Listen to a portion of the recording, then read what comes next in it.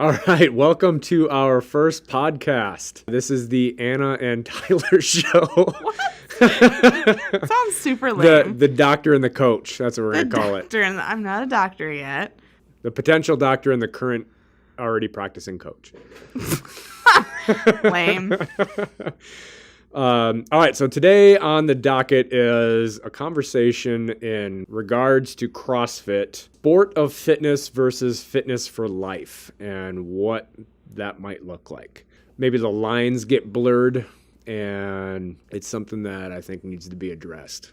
I guess starting out, who are we? Who are we? Why don't you introduce yourself, Anna? You're the guest on my podcast. Oh, man, I'm the guest. So I'm Anna Grimm. I am a coach at Sanctify. I'm currently at school for the Doctorate of Physical Therapy program at the University of Wisconsin-Madison. That's about it. All right. I'm Tyler. I am also a coach here at Sanctify, and I've been doing this for, 6 years, 5 years? Something like that. A little while now. All self-taught, no lessons. Thank you very much. Oh, yeah. I forgot to mention that I'm a certified strength and conditioning coach and a functional movement screen and all this other shit. Yeah, that's right. Those are very important. So book smart. Anyway, why should anybody give a shit about what we have to say about this? That's probably a question for you. Yeah, they probably shouldn't. I don't know, because we are super knowledgeable. Yeah. And we have been forced to consider the question for what we're talking about today. We've been injured doing CrossFit, thinking of it as a sport, and now have to transition into making other priorities. I mean, we both have been injured. How's that gone for you so far? Well, when I first started, I was pretty gung-ho, and I'm super competitive, so that doesn't help. I feel like I moved pretty well, but that's only to an extent, and I was putting up some heavy weight, and it was probably 2 years ago, I pulled a muscle in my low back, and I really haven't been able to fully get back. I mean, other little things come around, like weightlifting, you're going to incur some injuries. Well, anyway, well, enough about you. Enough about you. Let's talk about me. That's what we're here for anyway. So, I'm kind of in the same boat. I mean, been having my share of injuries over the last 5 years almost. Had a pretty good stint of being a pretty good higher level, higher functioning athlete at one point, and then back injury, knee injury, shoulder injury. The list goes on. So if there's anybody who knows what it's like to have to experience that setback and rebuild, I mean, it's either one of us, but it's mostly me. Yeah, that's true. Mostly you. But that really kind of gets us into talking about this whole sport of fitness versus fitness for life aspect, where I've completely at this point crossed that bridge of sport of fitness and on the highway for fitness for life. Like that you think about from a sporting level have to do a lot of different things than we can even fathom doing. Like it's a little unrealistic for the rest of us. Even if we want to do that and like in our mind, we're like, oh, I'm going to be at that level and I'm going to compete at that level. Most of us aren't willing to do what it takes to get to that level. It's more than just hitting your macros during the day and getting your workout in and beating everybody in your gym. It's dialing everything in. Like some of these athletes, they don't even get to have a social life. They don't get to hang out when they want to hang out. Or if they do hang out, they have to bring their own food. And they're doing that. They're not saying they're doing it. They're bringing food to a restaurant that they made. It's getting in the workouts even when you feel like shit. You don't get to just take a day off. They're super dialed in, and that's what it takes. The majority of us who have to work for a living and love our families in a different way, they still love their families, obviously, but that's very different. They do have to make sacrifices that I don't think the rest of us would be willing to or even understand that need to be made. That's interesting because that's the first thing that you hear about whenever you have one of those athletes at the games on the podium that gets interviewed. You know, they talk about how much they've had to sacrifice in the last year to get to where they're at now.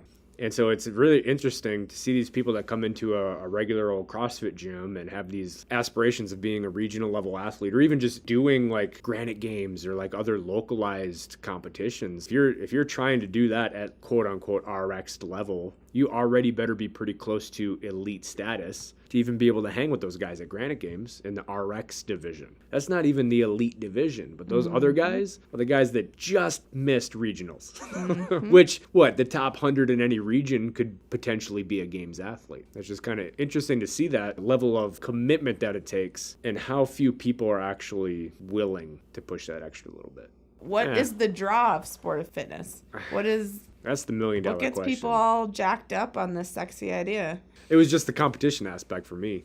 I know that. It's about just getting out there and just competing and just being at the highest level you can be at and doing the highest level movements as fast as you can and moving the most weight and getting stronger. I don't know if that's still what fuels people to do this. I don't know. What is it for you? I am a little jaded at this point. Not as jaded as you, but Get on my level. I'm still a little jaded because I'm just at a point in my own training where, yeah, sure, I'll do that, but I'm not willing to get hurt. I'm not willing to incur another injury to lift whatever weight it is. And maybe that's an issue and holding me back, but probably not. It's probably safer to do that. It's probably towing that line now between sport and just lifelong fitness. I still am fueled by accomplishment. Being able to make gains is important to me. Yeah, I want to make gains. And then when I actually am training, I'm like, I want to make gains, but as long as I'm not dying. I like what you're mentioning about making gains and being good for your head. And you get that PR, and that's all you want is more.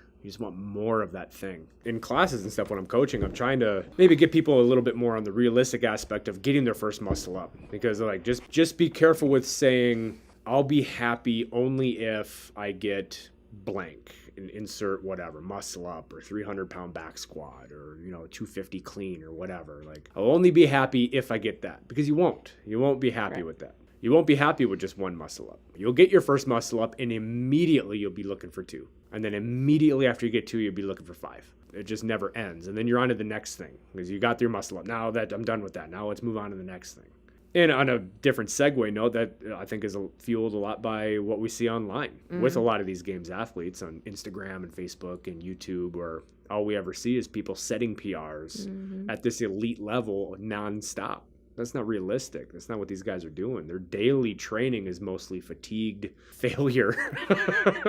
And then they get their one successful day and they post it to Instagram and everybody's like, if only I could do as many muscle ups as so-and-so. When we start out in CrossFit, we want to do everything, but somebody needs to be realistic. So hopefully you have a coach that's going to be a little realistic while still letting you dream a little bit. But that's kind of where Fitness for Life comes in, because I think that might be the underlying component to the sport of fitness itself, is making sure that you're taking care of yourself and being fit before you cross over into this performance mode. Because if you're not, you're only going to end up hurting yourself because you're operating at such a capacity with no preparation for it whatsoever, no readiness for that. If you're trying to get into the, quote, sport of fitness, but you don't have fitness, you're going to have a hard time competing at a performance level without having that base. And I think that's what kind of is the core of this whole thing that is CrossFit, is developing that base level of fitness before crossing over into type of competition. Competition is healthy. It's good to have that competition mindset, but actually putting yourself in that environment could be a recipe for disaster. And that's generally what I think of when I think of the open. People who might not necessarily be ready for certain tasks and making them do it. That's kind of where my mind goes, is we gotta get that fitness component first before we can add the performance aspect to it. Then we're getting into the question of what is fitness. What is fitness? What is, Anna, what does CrossFit define fitness as? I don't remember.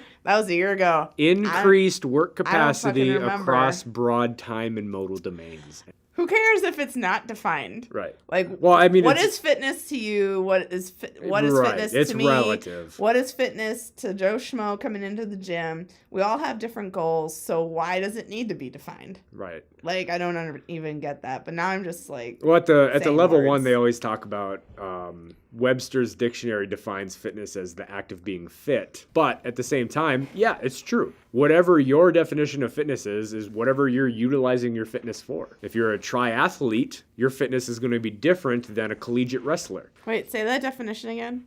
What's fitness?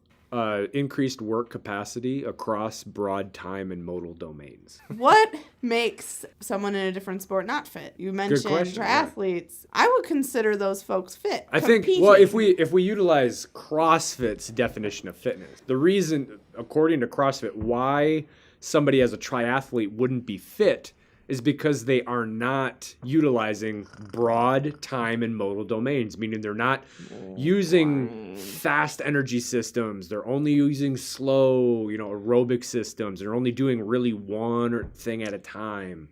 Monostructural cardiorespiratory endurance. They're only that one aspect, where CrossFit has the 10 general physical skills, strength or power, mobility, or blah, blah, blah. So that would be one reason, according to CrossFit, why a triathlete wouldn't be, quote, fit. But, I mean, if we look at fitness straight from just health numbers taken at a doctor's office, then we might be looking at a totally different definition of fitness.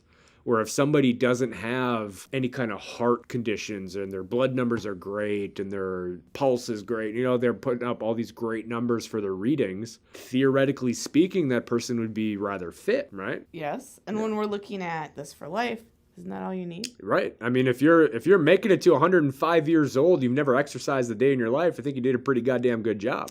It'll be interesting to see now, as the current CrossFitters, what do they look like at 80?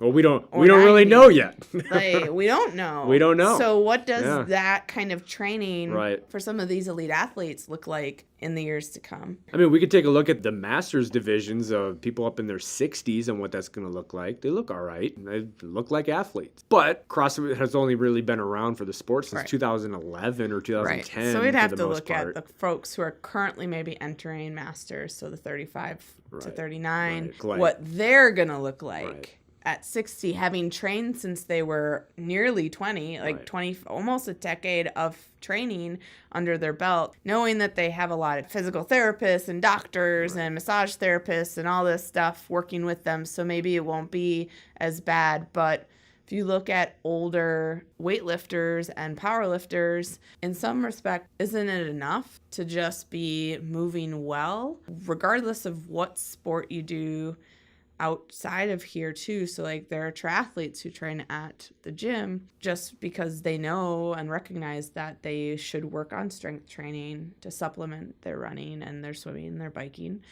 I would agree. I would agree. So. How many people have we seen that do their regular running on a daily basis, or their cycling, but then also go to like Anytime Fitness or whatever gym, get their body weight or weight training in, and are some of the fittest people around. Like they're in great shape. They got low body fat percentage. Their numbers at the doctor are good. Is that not being fit? Do people need to constantly, for the rest of their life, need to be able to put weight on their clean or their back squat, drop their mile time? Does that need to happen perpetually to be able to have fitness? Because, I mean, there's got to be a limit. There has to be a point in your life where you hit your last PR. It sounds so sad, but it's probably true. Got to be true. I mean, there's got to be a point in your life where you hit your last PR for that time.